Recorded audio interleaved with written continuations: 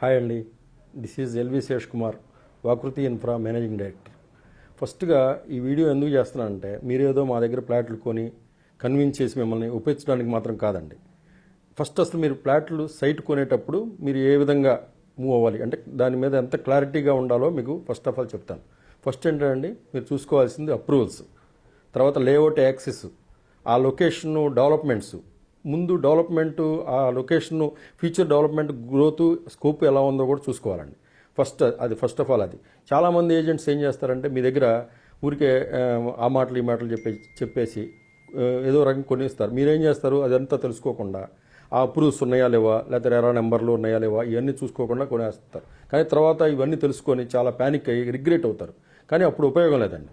So మీరు చూసుకోవాల్సింది first approvals. కానీ మా తర్వాత ఏంటంటే ఆ సరౌండింగ్ డెవలప్మెంట్స్ ఒకటి చూసుకోవాలి. ఫస్ట్ మనం ఏదైతే సైట్ తీసుకుంటున్నామో ఆ సైట్ సరౌండింగ్ డెవలప్మెంట్స్ ఎలా ఉన్నాయి, ఆ చుట్టుపక్కల ఎలా గ్రోత్ అవుతుంది, ఫ్యూచర్లో ఎంత గ్రోత్ అవుతుంది అనేది కూడా చూసుకోవాలి. సెకండ్ ఏంటంటే ల్యాండ్ సైట్ డెవలప్మెంట్ చూసుకోవాలండి. సైట్లో డెవలప్మెంట్ మీరు ఫస్ట్ చూసుకోవాల్సిన సరౌండింగ్ డెవలప్మెంట్స్ అయితే తర్వాత సైట్లో డెవలప్మెంట్స్ ఎలా ఉన్నాయి అనేది కూడా చాలా ఇంపార్టెంట్ అండి. అంటే మీరు చూసి ఇప్పుడు ఆ చుట్టుపక్కల మన సైట్లో గ్రీనరీ కానివ్వండి, ప్లాంటేషన్ కానివ్వండి, పార్క్స్ డెవలప్మెంట్స్ కానివ్వండి, మన రోడ్స్ ఎలా చేస్తున్నాం, ఇవన్నీ కూడా ఒకసారి సైట్లో డెవలప్మెంట్. అదంటే సైట్లో మనం వెళ్ళి చూస్తే కనపడుతుంది. కానీ చుట్టుపక్కల ఏమేమి ఉన్నాయి అంటే అక్కడ మనం సైట్లో అక్కడ ఇన్వెస్ట్ చేయడం వల్ల ఫ్యూచర్లో ఎంత గ్రోత్ అవుతుంది. మనం ఇది లాంగ్ ఇన్వెస్ట్మెంట్ అనుకోండి, సపోజ్ లాంగ్ ఇన్వెస్ట్మెంట్లో ఫ్యూచర్లో ఇల్లు కట్టుకోవాలన్నా లేదా రీసేల్ చేసుకోవాలన్నా ఎంత గ్రోత్ అవుతుంది అనేది కూడా మనకు చాలా ఇంపార్టెంట్ అండి. ఇవి కంపల్సరీగా చెక్ చేసుకొని ముందుకెళ్ళండి. ఇప్పుడు మేము ఉన్నాం వాకృతి ఇన్ఫ్రా అనుకోండి, మేము లీగల్ టీం కంపల్సరీగా మేము లీగల్ టీం పెట్టుకొని ఆ సైట్ ఏదైనా తీసుకుంటున్నాం అనుకోండి, ముందు అక్కడ 0.01% డిఫరెన్స్ ఉన్న ఆ సైట్ జోలికి వెళ్ళండి. కంపల్సరీగా దాన్ని పక్కన నెట్టేసి ఇంకో దానికి వెళ్ళిపోతాం.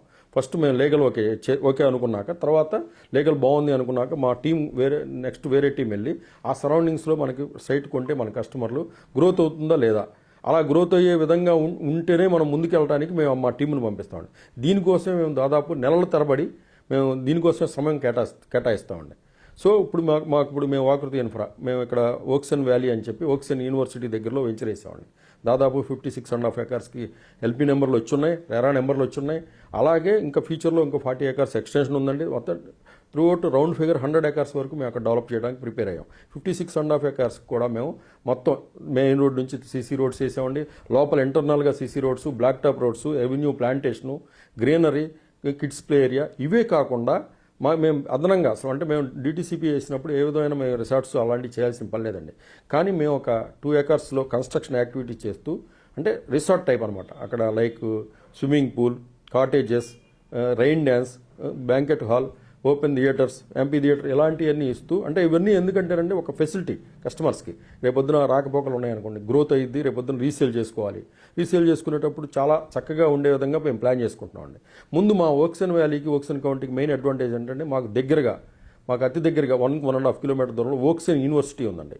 ఈ యూనివర్సిటీ అంటే డీమ్డ్ యూనివర్సిటీ అండి. ఇది ఇండియాలో టాప్ 10 కాలేజ్లో ఈ యూనివర్సిటీ ఒకటండి. ఆర్ట్స్ అండ్ సైన్స్ కానివ్వండి, టెక్నికల్లో కానివ్వండి, నెంబర్ 1 కోర్సెస్ ఈ యూనివర్సిటీలో ఉన్నాయి. ఇది మనకి దాదాపు 260 ఎకర్స్లో దాదాపు 1500 to 2000 స్టూడెంట్స్ ఉన్న యూనివర్సిటీ అండి ఇది. ఇక్కడ జనరల్గా ఏంటంటే ఇక్కడ నుంచి మనం బయటకు వెళ్ళి చదువుకుంటాం. కానీ ఈ కాలేజీకి వచ్చేసరికి అబ్రాడ్ స్టూడెంట్స్ చాలామంది ఈ కాలేజీలో ఆర్ట్స్ అండ్ సైన్స్ కోర్సెస్ కోసం ఇక్కడికి వచ్చి ఉన్నారండి. ఇదే కాకుండా మనకి అతిపెద్ద బిగ్ అడ్వాంటేజెస్ ఏంటంటే ఆ సరౌండింగ్ డెవలప్మెంట్ మెయిన్ ఏంటంటే నిమ్స్ అండి. NIMS means national investment of manufacturing zone, mechanical zone అండి. అంటే దీది 16,000 ఎకరాలు సెంట్రల్ గవర్నమెంట్ ఎక్విజేషన్ చేసి ఈ నిమ్స్ కోసం అలా పెట్టుకొని ఉందండి. అంటే like Ashok Leyland, Triton, Kushalava Hyundai ఇలాంటి సంస్థలు చాలా సంస్థలు అంటే అవన్నీ కూడా ఇక్కడ వర్క్స్ స్టార్ట్ చేసి ఉన్నాయి ఆల్రెడీ. ఇప్పుడు మీరు వెళ్ళి చూసుకుని అక్కడ కనిపిస్తుంది. దీంతో పాటు ఇప్పుడు వాళ్ళు ఏంటంటే 5 లక్షల పైగా డైరెక్ట్ ఎంప్లాయ్మెంట్ ఇస్తుందండి.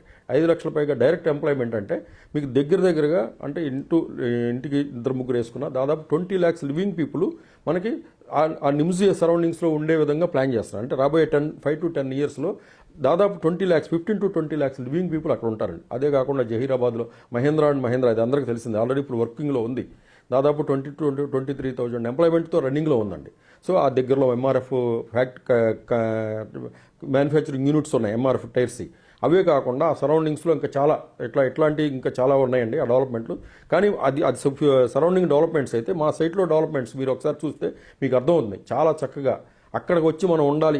ఏ సైట్ అయినా ఎప్పుడు డెవలప్మెంట్ అవుతుందండి? చక్కగా నీట్గా అన్ని రకాలుగా డెవలప్మెంట్ చేసినప్పుడు మాత్రమే ఆ సైటు ఆ సరౌండింగ్స్లో రీగ్రోత్ ఉంటుంది. ఆ విధంగా మేము వాకృతి ఇన్ఫ్రా మేము పర్టికులర్గా మా మేనేజ్మెంట్ అంటే దాని మీద దృష్టి పెట్టి చాలా చక్కగా చేసి ఉన్నామండి. కాబట్టి మీరు ఒకసారి విజిట్ చేసి మా దాన్ని లీగల్గా కానివ్వండి, టెక్నికల్గా కానివ్వండి, డెవలప్మెంట్లుగా కానివ్వండి, అన్ని విధాలుగా కూడా మేము చాలా చక్కగా చేసి ఉన్నాం. మీరు ఒకసారి విజిట్ చేసి మాది ఒకసారి చూసుకొని అప్పుడు మీరు తీసుకోండి. థ్యాంక్ యూ వెరీ మచ్ అండి.